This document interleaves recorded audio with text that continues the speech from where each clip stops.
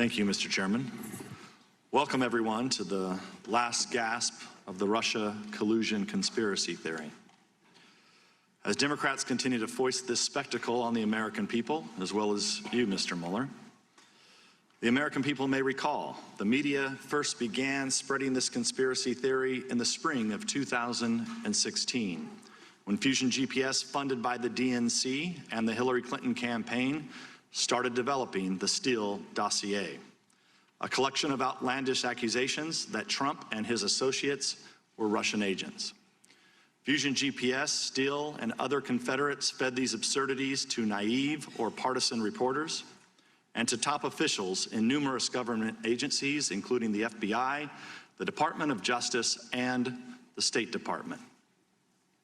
Among other things, the FBI used dossier allegations to obtain a warrant to spy on the Trump campaign. Despite acknowledging dossier allegations as being salacious and unverified, former FBI Director James Comey briefed those allegations to President Obama and President-elect Trump. Those briefings conveniently leaked to the press, resulting in the publication of the dossier and launching thousands of false press stories based on the word of a foreign ex-spy, one who admitted he was desperate that Trump lose the election and who was eventually fired as an FBI source for leaking to the press.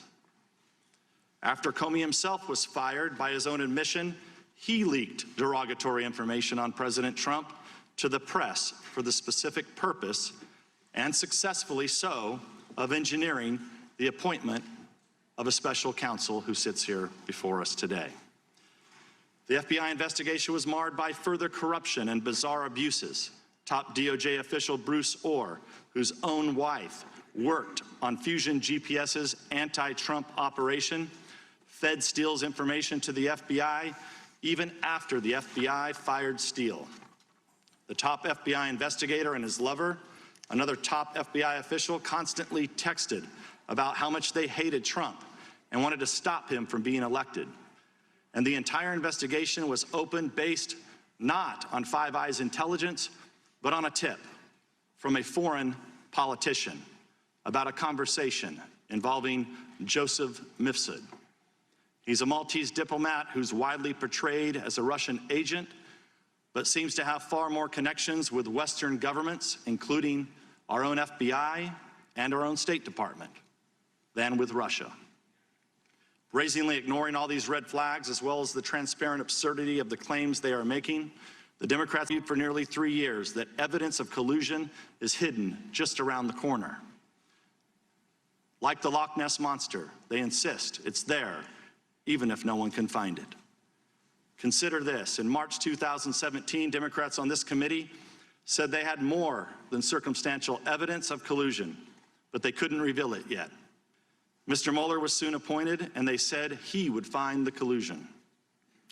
Then when no collusion was found in Mr. Mueller's indictments, the Democrats said we'd find it in his final report. Then when there was no collusion in the report, we were told Attorney General Barr was hiding it. Then when it was clear Barr wasn't hiding anything, we were told it will be revealed through a hearing with Mr. Mueller himself. And now that Mr. Mueller is here, they are claiming that the collusion has actually been in his report all along, hidden in plain sight. And they're right. There is collusion in plain sight. Collusion between Russia and the Democratic Party. The Democrats colluded with Russian sources to develop the Steele dossier, and Russian lawyer Natalia Vesnitskaya colluded with the dossier's key architect, Fusion GPS head Glenn Simpson.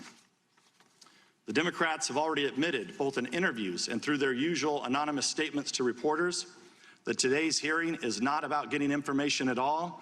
They said they want to, quote, bring the Mueller report to life and create a television moment through ploys like having Mr. Mueller recite passages from his own report. In other words, this hearing is political theater. It's a Hail Mary attempt to convince the American people that collusion is real and that it's concealed in the report. Granted, that's a strange argument to make about a report that is public. It's almost like the Democrats prepared arguments accusing Mr. Barr of hiding the report and didn't bother to update their claims once he published the entire thing. Among congressional Democrats, the Russia investigation was never about finding the truth. It's always been a simple media operation. By their own accounts, this operation continues in this room today. Once again, numerous pressing issues this committee needs to address are put on hold to indulge the political fantasies of people who believed it was their destiny to serve Hillary Clinton's administration. It's time for the curtain to close on the Russia hoax. The conspiracy theory is dead. At some point, I would argue, we're going to have to get back to work. Until then, I yield back the balance of my time. To ensure fairness